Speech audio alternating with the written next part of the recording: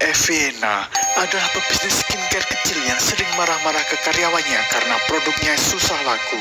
Apalagi setelah dia tahu bahwa ibu-ibu UMKM dengan penampilan sederhana lebih sukses dari dirinya. Demi melariskan produknya secara cepat, Eva pun melakukan cara curang dengan melakukan overclaim. Mengiklankan bahwa kandungan skincare-nya yang tinggi, niacinamide yang aslinya 1% ditulis 10%. Toh, gak ada juga yang bakal ngecek, pikirnya. Tapi itu semua berubah setelah tiba-tiba ada kreator sosial media baru bernama Dr. Kepo muncul dan mulai mengetes produk-produk skincare viral dan membagikan hasilnya kepada publik. Bagaimanakah nasib bisnis skincare Eva selanjutnya? Halo semua, sebelum nonton jangan lupa klik subscribe dan lonceng ya. Terima kasih.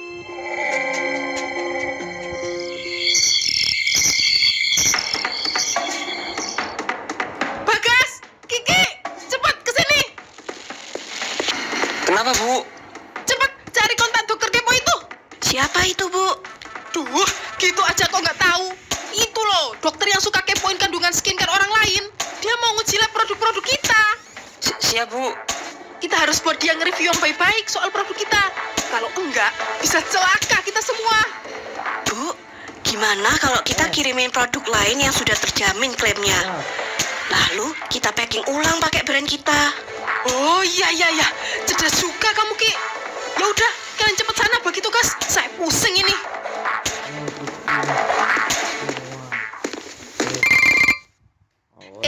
Anak ibu yang cantik nelpon.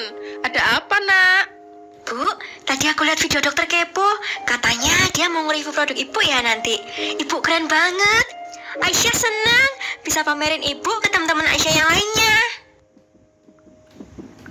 Oh gitu ya, Nak. Kamu jangan sering-sering nonton video, ntar nilainya turun loh. Iya Bu, ya udah. Ini Aisyah mau balik belajar lagi. Ya udah, belajar yang rajin ya, Nak. Sial, aku tidak boleh gagal. Ada Aisyah yang bergantung hidupnya padaku.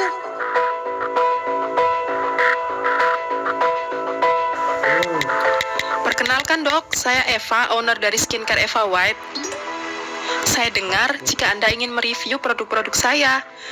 Dengan senang hati, saya bisa kirimkan produk-produk Eva White untuk direview dokter. Apa saya boleh minta alamatnya? Gak usah repot-repot, Bu. Lagian saya sudah membedah produk-produk Anda. Bahkan videonya sudah selesai diedit. Dan akan saya upload malam ini. Hah? Kalau boleh tahu, hasilnya gimana, dok? Ibu tenang aja, gak usah takut gitu. Kalau produk Ibu memang bagus dan sesuai klaim, kan Ibu juga yang enak. Gawat, gimana ini? Kalau dia tahu aku nipu, harusnya dia marah kan? Atau enggak meres uangku? Ini kok dia tenang-tenang aja? Apa jangan-jangan dia juga nipu hasil labnya? Duh, bikin kepikiran terus. Udahlah, aku tunggu aja videonya nanti malam. Mana ini videonya? Oh, ini dia. Awas aja ya, kalau isi videonya menjatuhkan. Kutuntut dokter ini. Halo, kembali lagi dengan saya Dr. Kepo. Kali ini kita akan membedah isi dari skincare yang baru-baru ini viral. Ya, betul sekali, skincare Eva White. Langsung aja kita review produknya yang paling viral, serum niacinamide-nya. Dengan harga 25.000 tapi dapat 10% niacinamide, jelas sangat menggiurkan ya. Tapi hasilnya menunjukkan kalau ini hanya mengandung 1,98% niacinamide. Jujur saya sangat menyayangkan akan hal ini. Saya sarankan semua orang untuk stop menggunakan produk-produk Eva White. Karena jujur, saya ngeri liatnya. Dari semua produknya nggak ada yang jujur sama sekali. Jadi saya harap kalian lebih pintar-pintar milih skincare ya. Jangan hanya tergiur dengan harga murah. Dokter sialan! Lihat saja pembalasanku! Beberapa jam setelah video Dr. Kepo tayang, semua sosial media Eva White diserbu oleh netizen yang menghujat dan menuntut pertanggungjawaban ke Eva dan timnya.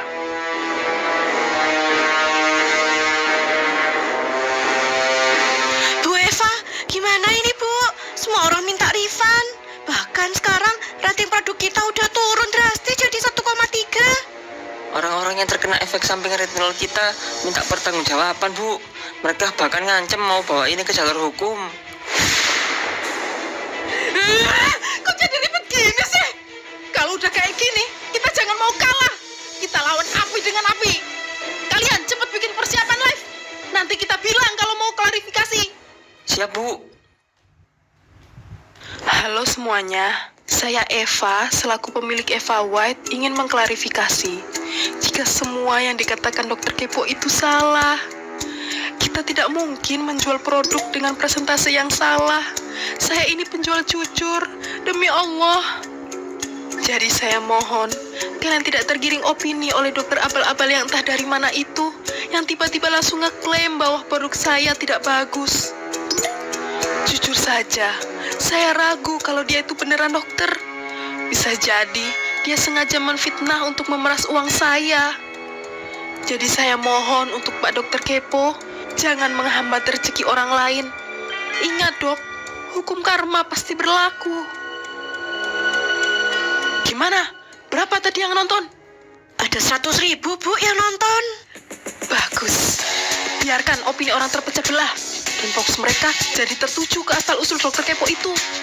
Hah, salah pilih lawan dia. Sis, besok kita jadikan hangout ke Bali.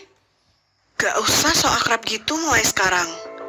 Gak nyangka kamu bisnis dengan cara busuk kayak gitu. Maksudmu apa? Oh, pasti gara-gara video dokter yang gak jelas itu ya.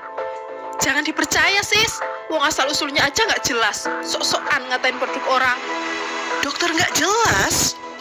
Mending kamu cari tahu dulu deh siapa Dokter Kepo itu sebenarnya. Dah lah, jangan hubungin kita-kita lagi.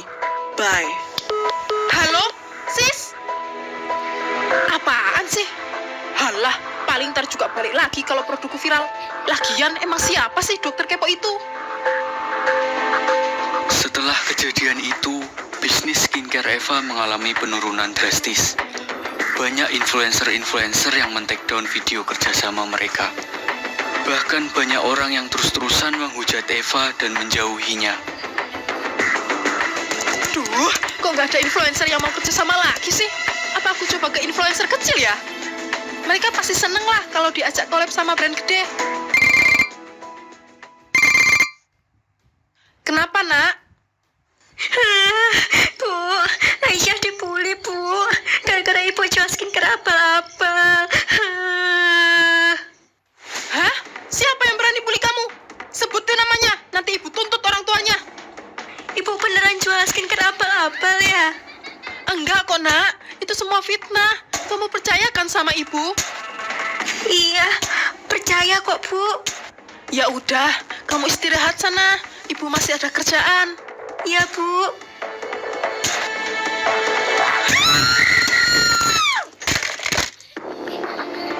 Gara-gara dokter kampret itu anakku jadi dibully. Harus kutuntut atas pencemaran nama baik. Hari itu juga Eva menuntut Dokter Kepo atas pencemaran nama baik. Dia merasa sangat optimis bahwa dia akan memenangkan kasus ini.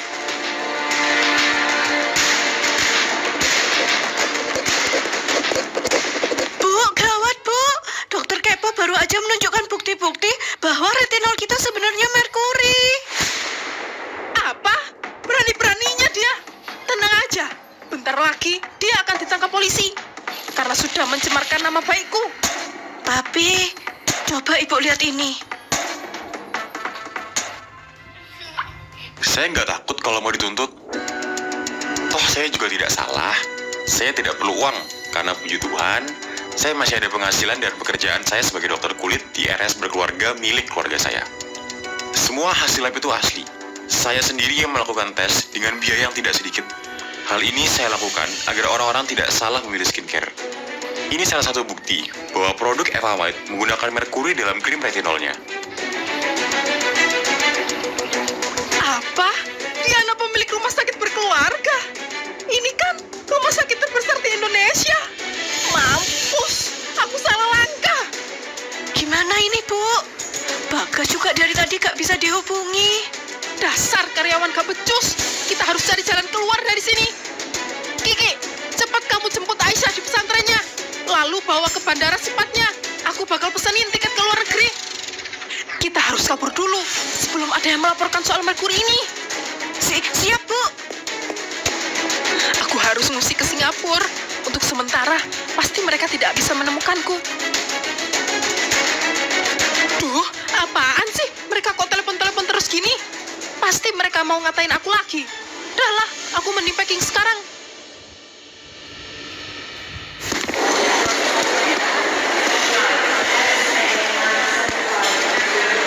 Udah jam segini kok Kiki belum datang juga. Pesawatnya bentar lagi berangkat ini. Mampus, jangan bilang polisi itu nyari aku. Aku harus bersembunyi.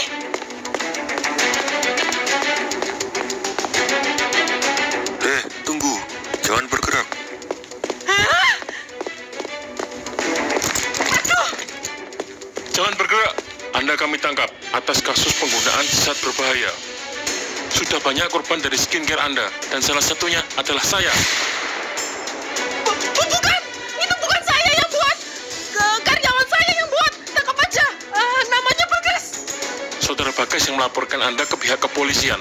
Sekarang Anda ikut kami. Tidak, fitnah itu. Ya fitnah. Lepasin. Lepaskan. Saya tidak bersalah. Ini semua hanya fitnah. Berisik.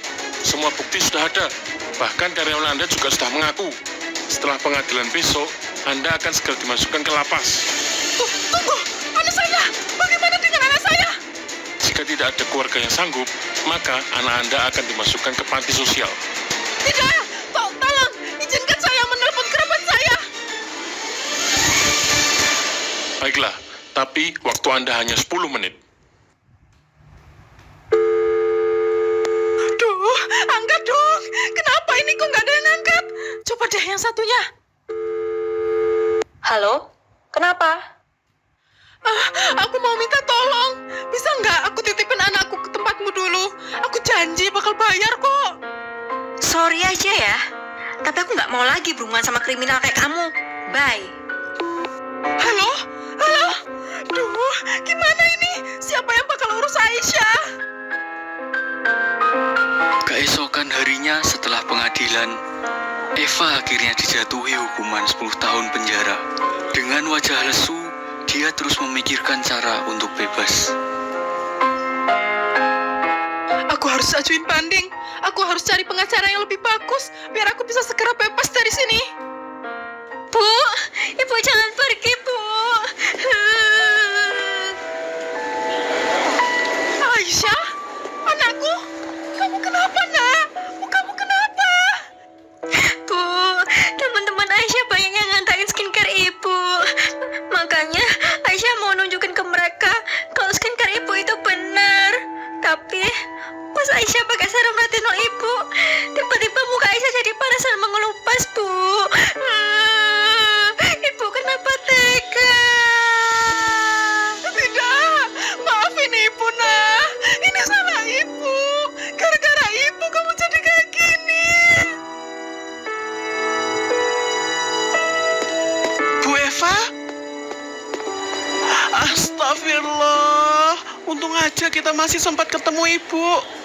Iya, Bu. Kita kepikiran nasib Aisyah. Apakah Bu Eva tidak masalah jika Aisyah kami rawat dulu sampai nanti Bu Eva keluar dari penjara? Terima kasih, Bu. Saya tidak tahu harus minta tolong kepada siapa lagi. Semua orang menjauhi saya. Tidak ada yang mau menampung Aisyah. Terima kasih banyak, Bu, sudah mau menolong saya.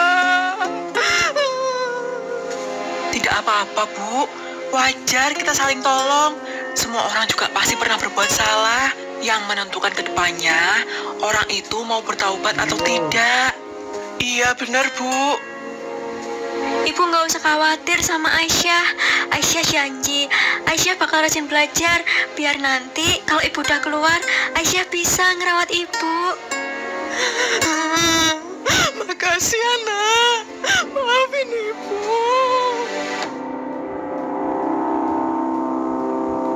Eva pun menjalani hukumannya tanpa mengajukan banding. Sebagian uangnya Dia bagi pada Bagas dan Kiki sebagai bentuk permintaan maaf dan ganti rugi. Karena dia telah menjadi atasan yang jahat. Dan uang sisanya ia berikan pada Aisyah untuk memenuhi keperluan hidupnya.